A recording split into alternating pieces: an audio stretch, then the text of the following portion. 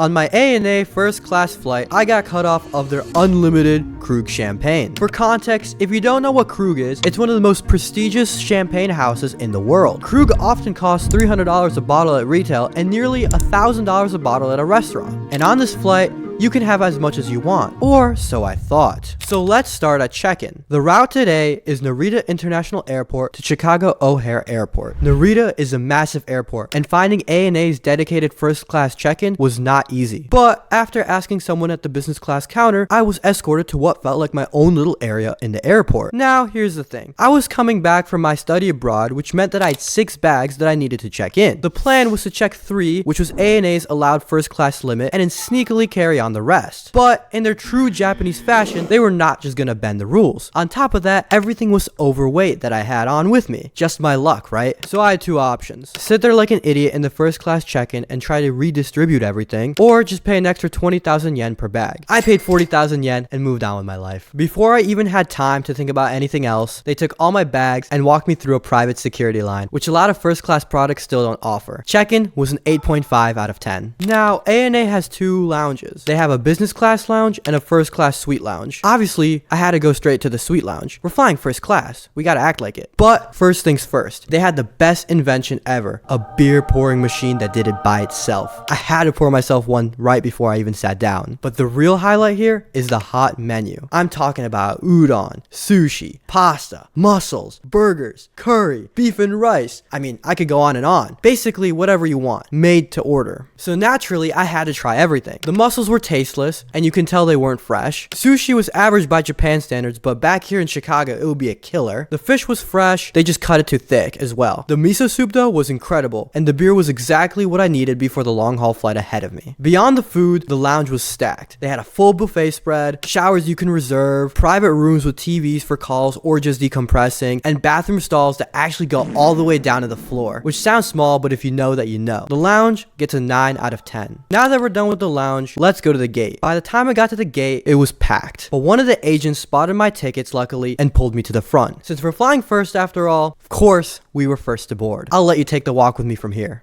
So, welcome. This is ANA's first class, brand new with the suites. It has a 1-2-1 configuration with fully enclosed suites.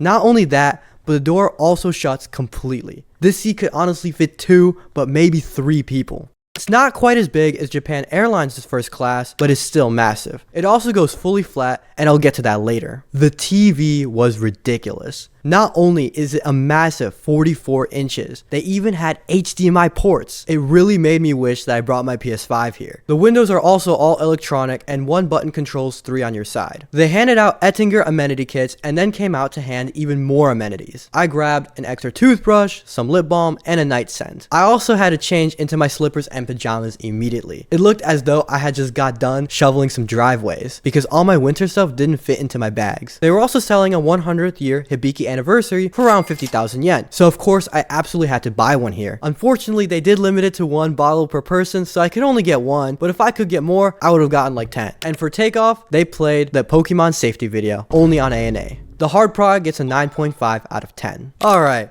Time to eat. As soon as I sat down, I had to ask the flight attendant about the Krug, and she already knew what type of timing I was about to be on. They handed out the menus, and I went with the international course. I've tried ANA's Japanese menu on a previous first class flight, and it just wasn't good. I learned my lesson. The meal service started with the amuse-bouche, which was like a ginger stick, lily bulb confit, braised quail legs, and some more little bites. Alongside this, they also brought out the star of the show, the Krug. I had to pace myself, so just 1 glass for now. The amuse-bouche was honestly mid. I think I ate like 1 thing before just waiting for what I really wanted, the caviar course. This is where things got really dangerous for me. Smoked Spanish mackerel brandale with abalone, celery soup, and caviar on the side was a win. They paired so perfectly with the Krug that I was on glass 3 before I even realized it. The abalone, the caviar, the champagne, everything was working together, and the flight attendants kept refilling me without me even asking. Of course, like a true Ukrainian, the caviar went on the bread and butter, not the soup. Then came a garden salad. A bit boring, had some good dressing though, but because it was boring, I needed more Krug to get me through it. The main course was Wagyu beef and béarnaise and red wine sauce. No complaints here. Should I have switched to red wine? Probably, but I love Krug way too much. By the cheese plate, I had already finished one entire bottle. To be fair, only one other person was in first class with me. Some salaryman who probably didn't want to drink. He probably flies this product every week. So what did I do? I asked for more Krug, and you could feel the hesitation here. But they still complied and opened a new bottle for me. It was chilled. By the end of the meal service, they cut me off. Said they were worried about my safety or something. I think they cut me off the Krug because I just ordered some Krug more.